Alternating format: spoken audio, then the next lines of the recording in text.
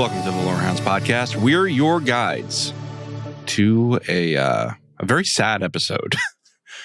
I'm John. I'm David.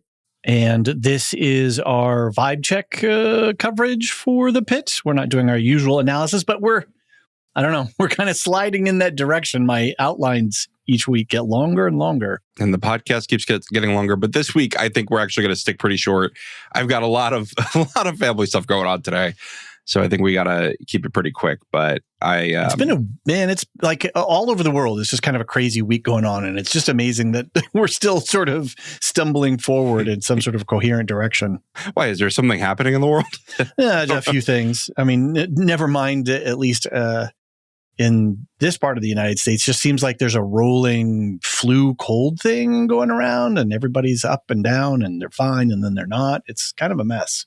Oh, and it's the Olympics. That's all that's happening. Oh, I just left my daughter and we were just watching the skeleton, the men's final skeleton. So I'm going to go back upstairs after this and watch the Olympics tonight. You know, a very Pitt themed discussion. Did you hear about the special juicing that people have been doing? No. You didn't hear about this? Mm-mm. Okay, so there's some sport at the Winter Olympics, and I don't remember what it was, but apparently they make the suit that you're jumping in. Oh, that. Yes, I did hear you, yes. And people were like injecting their penises to make them bigger while they were fitted so that they had more material so that they went further in the Olympic Games. This is unproven, but there's a lot of allegations about this. Anyway, I just thought that was a nice phallic and thematic thing to bring in here. Yeah. Do we really need to start with that? It's really on theme for the Pitt, I think. I'm sorry, but I just think it fits. And Night of the Seven Kingdoms, which are our sort of two primary shows right now that we're covering. You think that's what Sir Arlen was doing? I'm just saying HBO is putting it in our faces every week or something. Yeah. Well, here, we're the Lorehounds. What's in your face? Right. What do we? Lorehounds at thelorehounds.com. And Linktree in the show notes for all the affiliate feeds, our Discord community server, and anything else you want to get in touch with us about. John, where are you with this episode? Episode 6, 12 p.m. I thought it was the most moving of the season. And it's really interesting because one of the things that kept happening in this episode was people were sitting around. People were resting more than they have been in previous episodes. You had Langdon getting called out for it by Dana, right? Oh, right. Yeah. In the break you had, everybody taking a minute to be with Louis. You had Santos sitting around for a minute trying to chart and like not responding. I just think you had more of people just like taking a beat than you'd had in the previous episodes of this season. Mm-hmm. And not in a bad way. Like everybody needs a beat for a minute. But I just think that it's interesting that like they put it all in one episode, and that makes me feel like it was an intentional beat for the show. It's kind of orchestral in a way in nature, right? There's movements where you have periods of time where things are happening and you're getting introduced to new things. And then there's times where you rest and you reflect and you sort of smooth things out and then you play. Yeah. So it's with a long season like this, I guess any given episode in the overall mix, you might be up, down, left, right, something like that. So that it kind of feels like that. They got to keep us, they have to sustain our energy as the viewers throughout the season. They don't want to burn us out too soon, and nor do they want to bore us with too many sort of slow paced episodes. So it's a hard balance to maintain. It is a hard balance to maintain because, everybody always says like the Pitt is hard to watch as a binge, right? Yeah. A lot of people binge it, but it's so intense all the time. It doesn't breathe a lot. And this episode felt like a little bit of a breath. There was a lot of mourning in it. There was a lot of emotional labor in it, but it was slow emotional labor. Right. Rather than anxiety. Right. Yeah. Where last episode was a little bit more anxious and a little bit more paced. This one was more contemplative and reflective. And we'll talk about Louis too, but the way that they bookended Louis' story at the beginning and at the end of the episode. And then his storyline sort of creates a spine throughout the whole episode from which everybody else is sort of weaving in and out of. Mm-hmm. And I don't know, I guess, you said, this is probably one of the most emotional episodes of the season. I'm kind of mad at the show right now because I didn't want to fall in love this hard. Like, I am so in love with this show. It's ridiculous. I thought you meant with Louis. I love Louis too, and I'm sad that he's gone, and I'm sad that they made Emma hold his hand at that final, those final shots. That was like, brutal. Oh. But I really liked it. I mean, I liked that Robbie was the only one who knew. I almost feel like we're kind of getting into deeper now, but I feel like we're gonna go. But Louis saw a kindred spirit in Robbie, a guy who is healing from trauma. I think a guy who has some demons he has not fought off yet, and he told Robbie because Robbie would understand, and he knew Robbie would keep it in confidence too, which he did until everybody needed to hear it, until it was the right time. Right. I hadn't thought about it in that way. That's interesting, and then that gets into this whole question of the found family aspect of Louis and his legacy. That his emergency contact phone was the hotline. I knew it as soon as he said, "I'm going to call." I knew it, and then the phone went to Dana, and I was like, "Oh yeah, this is great." And just the how to process all of that. What went on was we knew that this was going to happen this season, right? And to do it in such a way for Langdon to find him, that's very poignant in a lot of ways, because Langdon just made peace with him at the beginning of the episode. And Langdon is also battling his own addiction. Yes. And good point. Looks right at Robbie when he says, how many times did he say he was going to quit? And he looks at Robbie, knowing that he's getting over an addiction, knowing that Langdon is getting over an addiction. I think he sees like, this is what could happen to me if I can't get my shit together. Right. And then to have it so,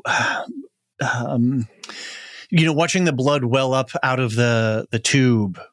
And you're just like, oh man, like, no, like this isn't something where they're going to shock him back to life or something. This is very serious, very quick.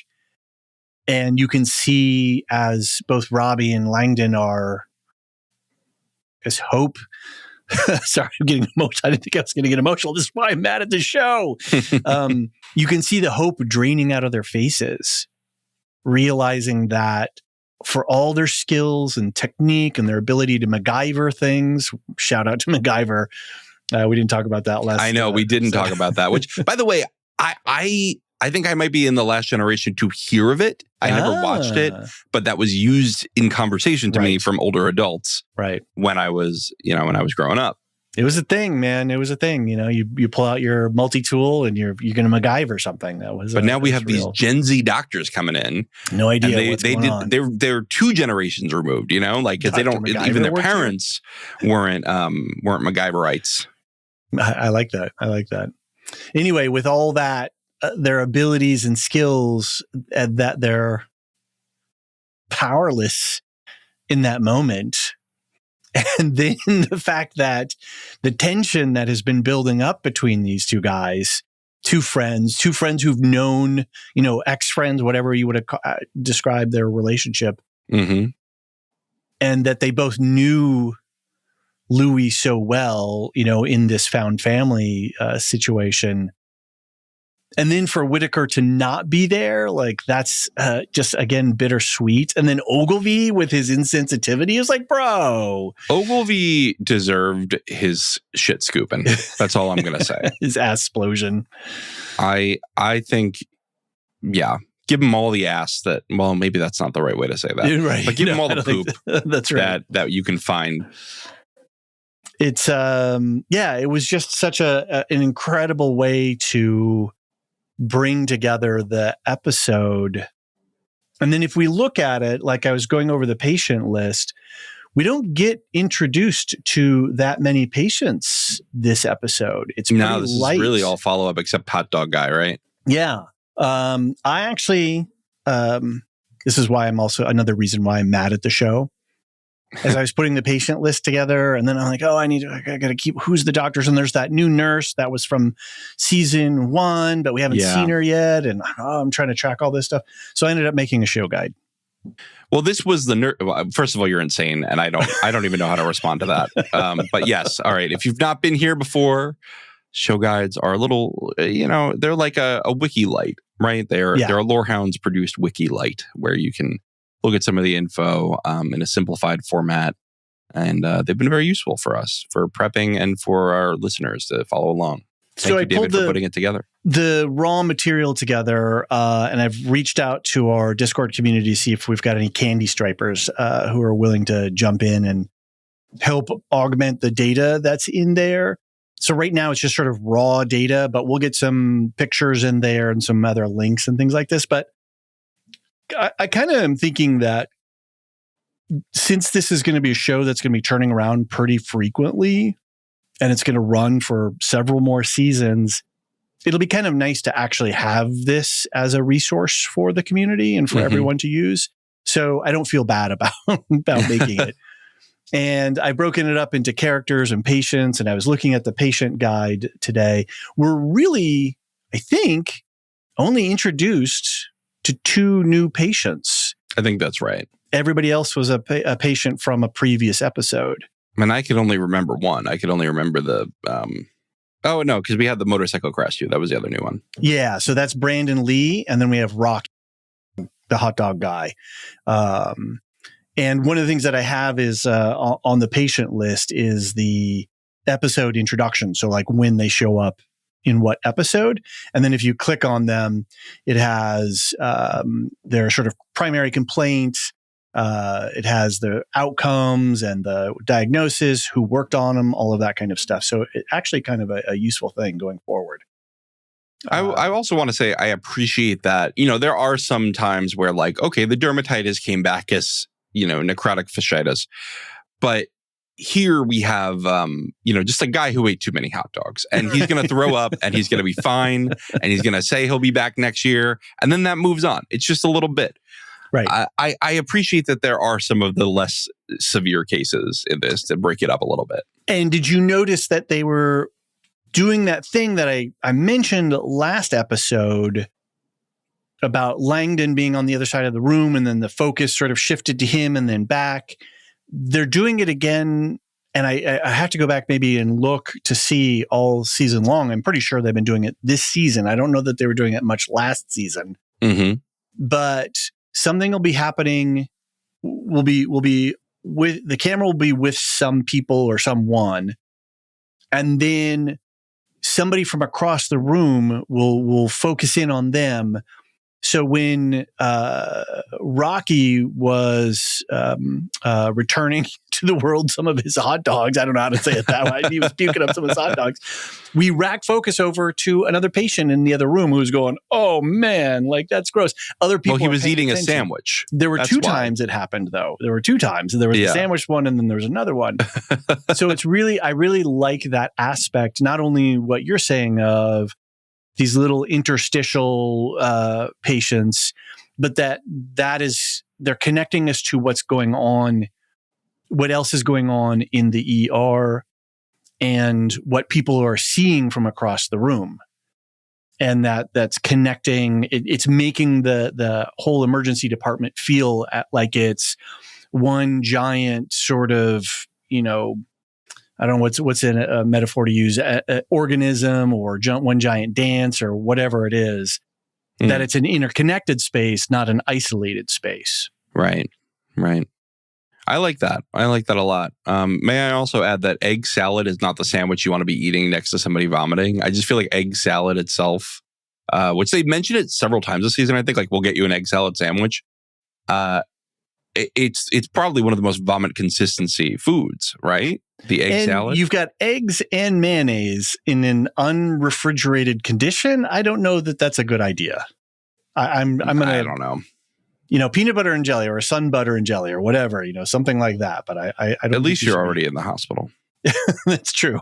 It's very true. They probably do it because peanut butter and jelly you have the allergens in there, and you never know who. Well, that's what is in the ER. Butter, nut butter. I don't know. There's some non-nut butter that you can get, like they have it at my kid's school. Mm.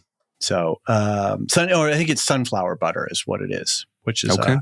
Not allergen producing. So not only did I get started on the show guide today, but it made me think about the fact this episode in particular, because afterwards I was just like, oh man. And then I went on our Discord and people were having that same reaction of like, whoa, which is what the same reaction that we had for episode 4 of Night of the Seven Kingdoms last week. Right? We had 2 real high watermark episodes for these 2 shows. And I was like, so far. And so we had talked about having the best needle or favorite needle drop of the year. So, somehow tracking needle drops, and then maybe talking with, having going over to Never Mind the Music and doing some, maybe a January podcast about the needle drops that were used in the previous year. But now I really want to track best episodes. So I started a little spreadsheet, and I don't know, we can figure out how we're going to take the submissions for that, and people can write in or post it on the Discord or something, and we'll kind of capture it. Maybe we'll have some sort of voting thing but later. But like this episode and Night of the Seven Kingdoms episode 4, in proximity and with such impactful storylines and such great character development, I'm just really excited every week to watch these 2 shows. I agree. Well, let's keep going because we're a little bit short on time today. All right, so and we're going to get blah, blah, blah, blah, blah. Yeah. There's not a lot of character development in this episode. Otherwise, too, like there's some new revelations, but it's not like a lot of intricate character play this episode. They're making me dislike Santos in a way that I haven't before. Oh, really? Santos she was really bratty this episode. And like the last couple episodes, she's been lashing out at people who don't deserve it. And, as much as her defense mechanism, right? I know, but like a bully is a bully, no matter the reason, right? Yeah, like she is still, her impact on other people has been negative the last few episodes. We haven't actually seen her, really, we've seen her be really empathetic with patients, but not in a few episodes. And it's because we haven't had a good Santos moment in a while. I'm kind of like, what the hell is going on with her? Okay. And I know she's stressed out about the charting and all that, but the answer to that is to talk to Robbie and try to get advice or talk to Dr. Al-Hashimi. Say like, look, I really want to get ahead on my charting. I'm having a lot of trouble doing it. Can we talk about solutions here? It is not to pout and not to shirk other work. Right. And then to give the attending that's not even threatening you an attitude, like I just, I don't love any of that. And of course, Al-Hashimi, I think you have a note here that she's also starting to get like a little much on this. Like, I still predict that they are going to turn her around, and there are already things I like about her. There's a lot I like about her. Yeah. I don't think she's here to be a villain. Right. I think she's here to show a different approach, which has its own pros and cons, just like Robbie's approach has its pros and cons. But this episode, I mean, why don't we zero in on that? Okay. The conflict about the incarcerated patient. Oh, that too. Because I thought you were going to lean into the sort of the AI and the sanctimoniousness that she has around that.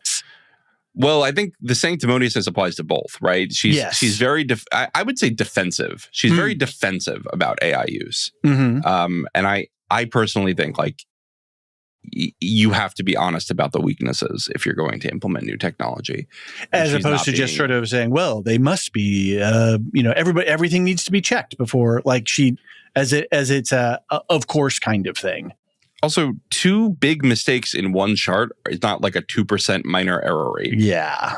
I'm sorry, but that's just not acceptable. Yeah. Not acceptable. And not good for Santos either. No, that's In malpractice as much in the as- end. Yeah. And it's a good thing they caught it, and it's a good thing that you're only pissed off that senior doctor as opposed to actually, and that they caught it before they actually, before somebody else implemented something that wasn't appropriate. And I agree. I really like Dr. Alashimi, and I want her character to succeed. And yet they're not, it took what, 5 episodes for them to give us something about Joy that was like, oh, and then we got a little bit more today that she's interested in pathology and she doesn't necessarily want to be a doctor who sees living patients. Okay. Got that. So yeah, I think you're right that Al-Hashimi's there's going to be an arc here, but I just need something a little bit more than what they've been giving us. I think the contrast, to go back to the prisoner patient whose name is Gus Varney, is that she's trying to do some social good in the world, but and Dr. Robbie is pushing back on that. But then when we contrast that with Louis and the fact that they just kept, Louis is our guy and he can just come by anytime and we'll take care of him in an emergency department, which is the most expensive, some of the most expensive care and labor intensive care. It sets up an interesting contrast there, because why can't you keep Varney for a couple of days to let him get his nutritional levels back up when you're seeing Gus every couple of days, right? Or whatever the frequency is. It's a good question, and I see what they were trying to do, but I fundamentally disagreed with her comparison with what's the name of the unhoused patient? Oh, I'll tell you in a second. I have to look it up in the patient guide. All right, carry on with your point, and I'll bring it. Yeah. So the unhoused patient, she's saying, well, you're housing him for however long he needs to recover. Yeah. Oh, that guy. With the guy who they had to shower off. Yeah. Yeah. I thought you were talking about the woman with tuberculosis. No. Different person.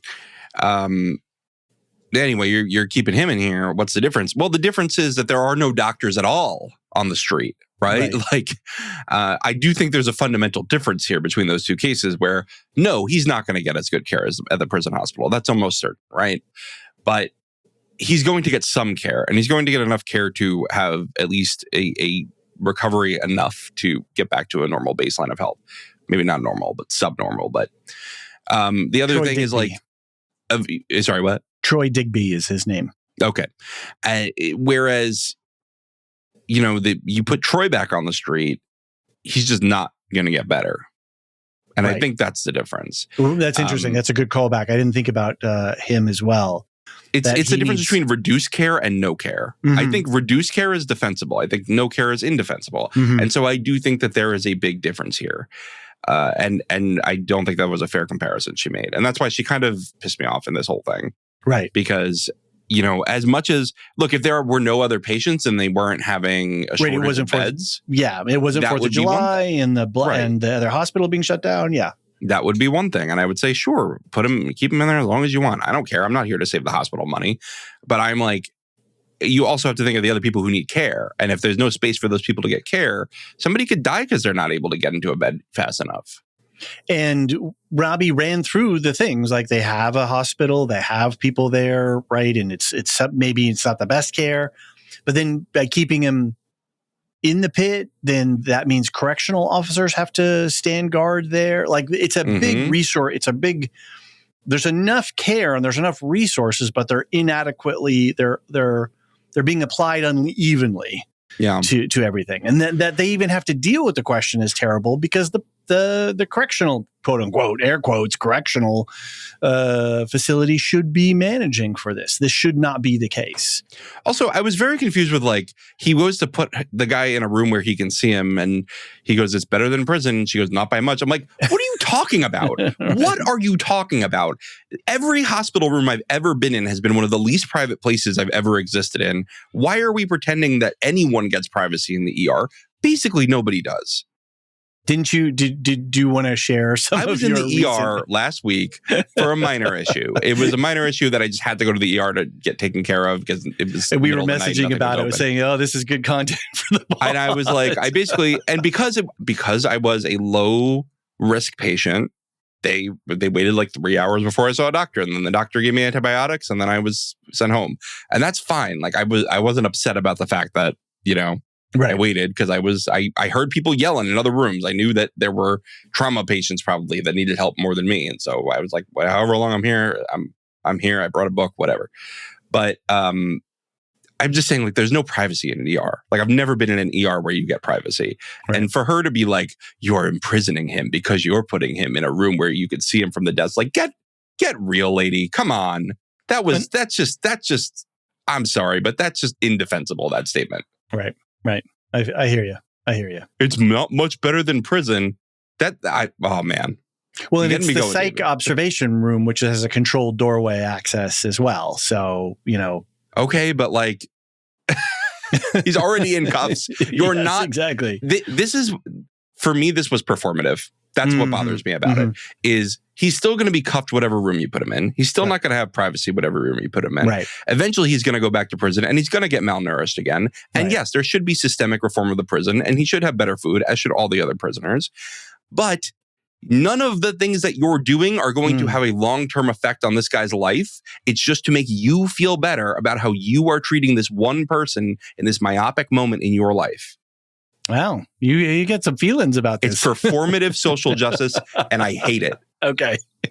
Real social justice is important. Performative social justice is there to make rich people feel better about themselves. I hear you. Cook, brother. You got it going on. And then they give her the line of, well, you got to do good in every moment, which is, I don't disagree with.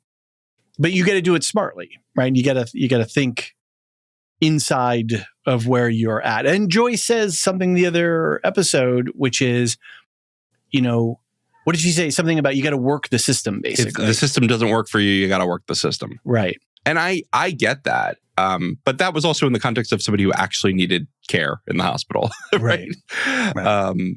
Anyway, she really pissed me off this episode. I'm ready for a turnaround, but she needs a redemption arc or I'm going to tear my hair out.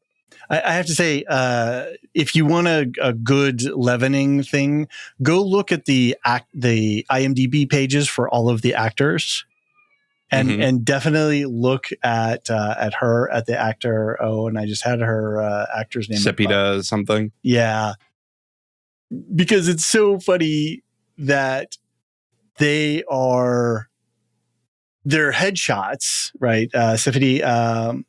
I'm not sure how to put the right emphasis on what's allowable here. Moafi? They're all like glamorous and wearing this high fashion couture, and they've got their hair all done up, and then you see them on the pit. It's just like a whiplash contrast. It's really funny. Dr. Javadi, the woman who plays Javadi, is the same thing. You're like, wow, like just walking off the runway here. You don't get in your scrubs. So, all right. Well, let's take a break and then we'll come back and we'll talk more about all this.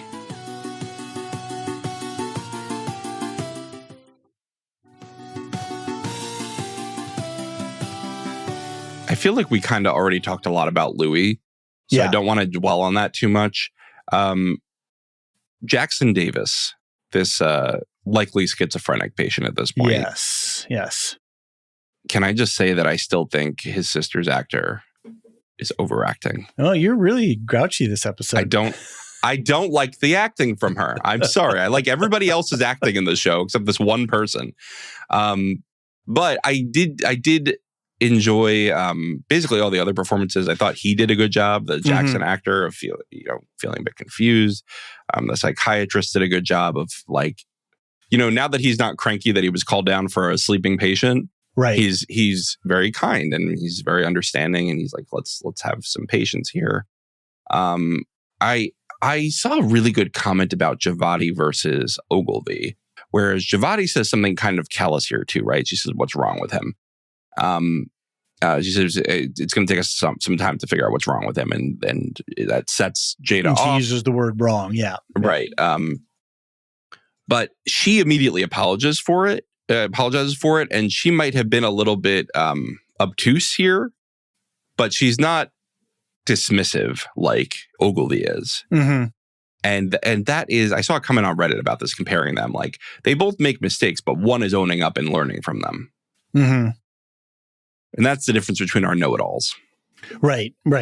Where in Ogilvy's insensitivity is truly oblivious, where Javadi just misspoke. Right, she was fumbling for a word, and she wasn't even fumbling. She was just trying to, confront the situation, and had a poor word choice, and recognized it, and then tried to address it in the moment. Right, where Ogilvy was like, "Huh? What?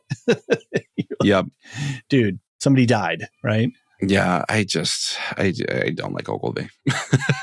What did you think of? Go ahead. Did you have something? I did want to say this episode was about the nurses. I think this was a nurse-centric episode, and I enjoyed all of them. All of the nurses were shining this episode. Since you pointed me out as being cranky this episode, I'll say that Perla, I think, had more time to shine than she usually does. Mm-hmm. Princess was great in it too. What's the new nurse that was in there? I know she was in season 1. Kim Tate. And Kim. I think it was season 1, episode 4, I believe she was in. And then I saw some comments online about, is there some tension between her and Whitaker?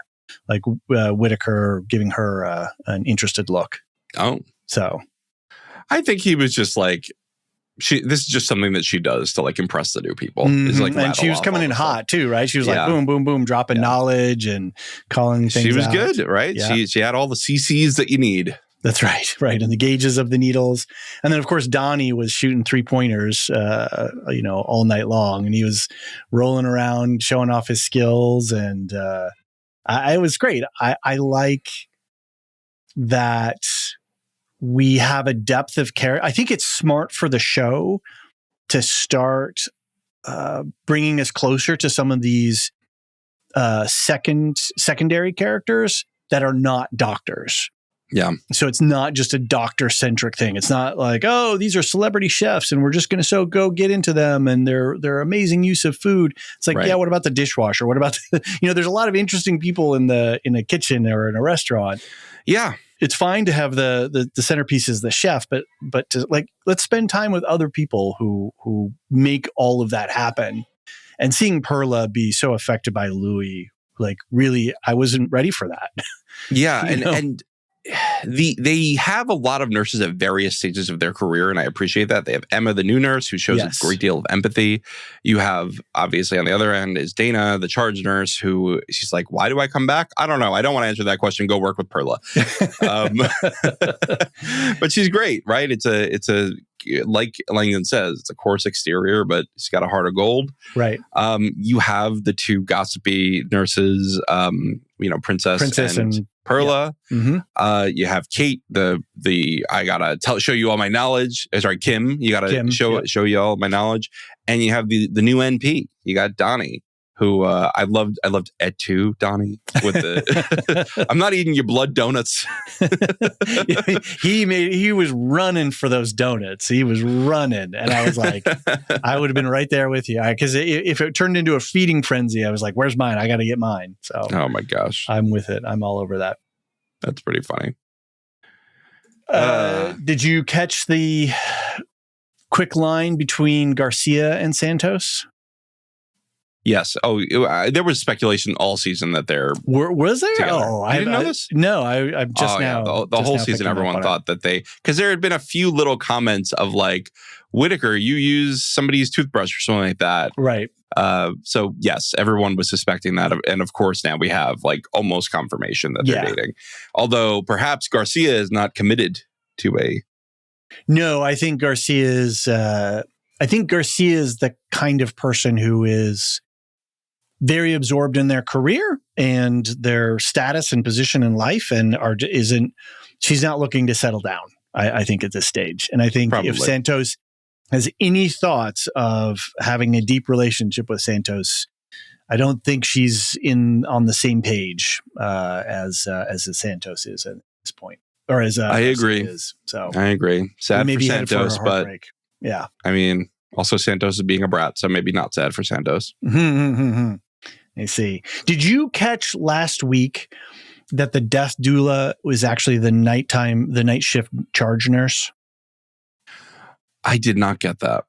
I only picked up on it this episode where they make it a little bit more explicit. I didn't recognize her. They talked about her having an all-nighter thing and what have you, but I didn't realize it was her. And then now that makes a lot more sense when she comes in and she says in last episode and says, oh, something about upping her meds.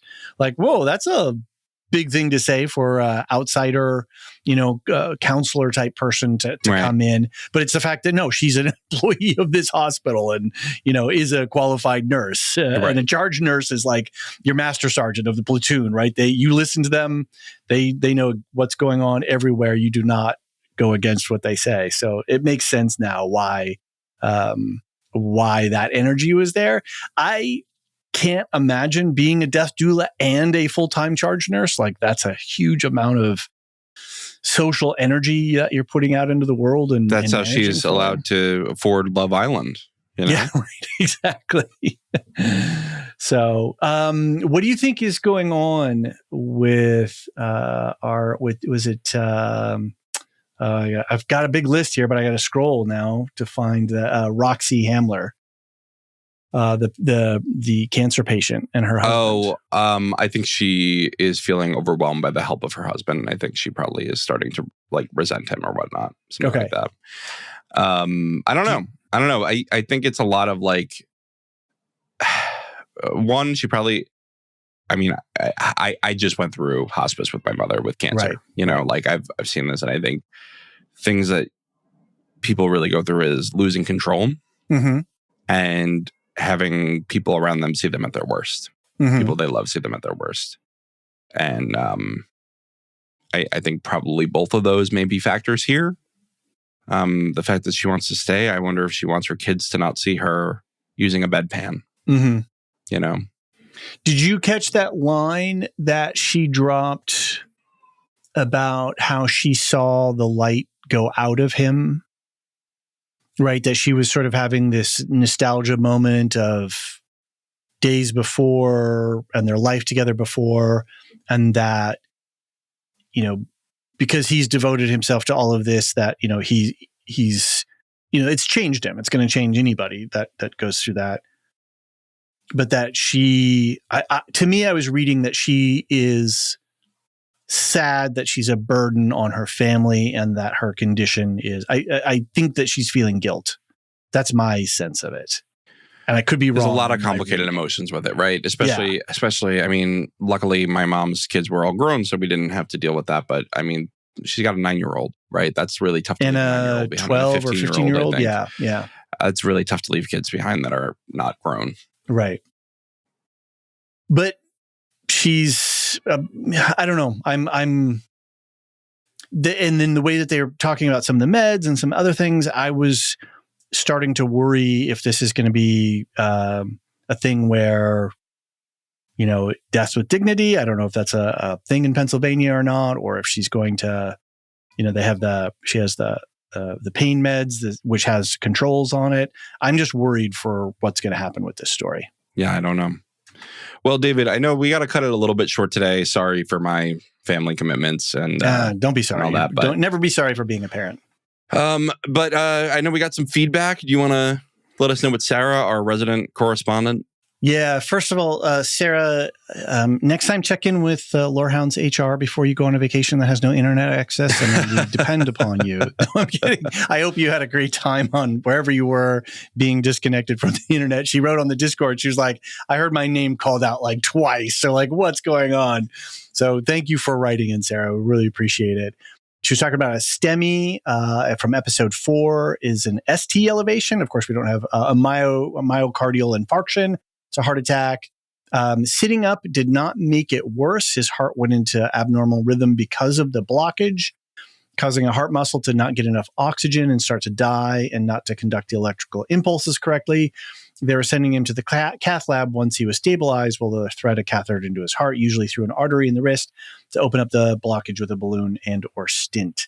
So what I was like, was having him sit up going to make him worse? And no, it wasn't, as Sarah says. So episode 5, she says that an ICU is mostly one nurse to 1 to 2 patients. And for critical ill patients that need continuous monitoring, frequent checks, need for ventilation, drips, blood pressure, etc., ICU stays are expensive. A med surge, that was the big question last week, was a unit that is a regular medical surgical floor. That's what med surge stands for, with a ratio of anywhere from 1 nurse to 4 to 8 patients. These patients are typically stable, not on drips, not requiring checks more frequently than every 4 hours. Stays on med surge are obviously cheaper than ICU stage. And a typical patient in diabetic ketoacidosis, DKA, requires an ICU stay for continuous insulin drip, hourly blood sugar checks, and blood draws every 4 hours to check for electrolyte abnormalities. As an aside, for every patient over 4 that a nurse is caring for, risk of mortality for those patients goes up by approximately 7%. So it is a very real thing in this situation. So, Sarah, thank you so much for clarifying that. I hope we can continue to rely on you for some more of your medical knowledge. Drop in the Discord. And if you got any questions, to ask Sarah. Otherwise, I'll put the link for the still developing show tracker in the show notes for this episode. Or John, you will. I'll pass it to you. Mm-hmm. Otherwise, I think we'll just have to wait till next episode and come back to talk about anything else that there is. Yeah. Thanks, Sarah, again for writing in. That was really helpful, especially for the med surge breakdown. For now, let's just mention quickly that we're covering Night of the Seven Kingdoms weekly. Yep. On the Lorehounds feed. I'm recording a Silmarillion story with Marilyn soon. Yay! I know you are doing Wonder Man coverage. Yes, with Alicia and Jean. Yeah, we just finished our part 2, episodes 5 through 8. There's spoiler breaks. We do breaks between each episode so that we don't sort of spoil ahead. I also have a recording tonight with Ian and Danae from the Captain's Pod. We're doing a mid-season check-in on Starfleet Academy, and that'll be out sometime this weekend as well. And Alicia's got her Oscars coverage. Yep. That's a huge thing. So definitely check all that out, all on the main Lorehounds feed. Then Properly Howard Movie Review is where you get the feedback episode every week for Night of Seven Kingdoms, as well as the Instant Take. And they're starting their... what's it called? Their new season, but I forgot what it's called. The Newlywed. Yeah. The Newlywed Game season. That's going to be a lot of fun. Yeah. Radioactive Ramblings finishing out Fallout Season 2.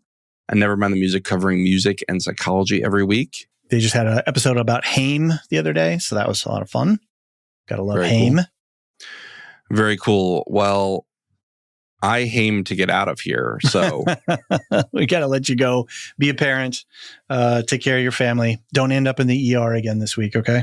Our Discord server boosters: Aaron K, Tilu the Thriller, Doob71, Athena A, Lestu, Nancy M, Ghost of Perdition, Radioactive Richard, and Andreon. David, our lore masters. Samartian, Michael G, Michelle E, SC, Peter OH, Nancy M, Doof71, Brian 8063, Frederick H, Sarah L, Gareth C, Andra B, Kwang Yu, Nathan T, Sub-Zero, Aaron K, Dally B, Mothership 61, Gnarls, Kathy W, Lestu, Jeffrey B, Elisa U, Ben B, Scott F, Stephen N, Julia F, Collie S, Il Mariel, Paul K, Rocky Zim, Jessica A, Red Zippy, the TCS, Dopamini, Catch It, LNR, Mrs. Tennant, AC Wilson, Eli W, Cassie K, Chumbaroony, Catilia still has not let us know how to pronounce that. So, got to let us know. Josh Liu, Paint in PDX, Corey G, Quinch, and forever last but never least, Adrian. Thank you all so very much. Thanks, everybody. We'll see you next week for more Pitt. The Lorehounds podcast is produced and published by The Lorehounds. You can send questions and comments to lorehounds@thelorehounds.com. Get ad-free access to all Lorehounds podcasts on Patreon or Supercast, and connect with us on Blue Sky and join us on our Discord server. Links for everything are in the link tree in the show notes of this episode. Any opinions stated are ours personally and do not reflect the opinion of or belong to any employers or other entities. Thanks for listening.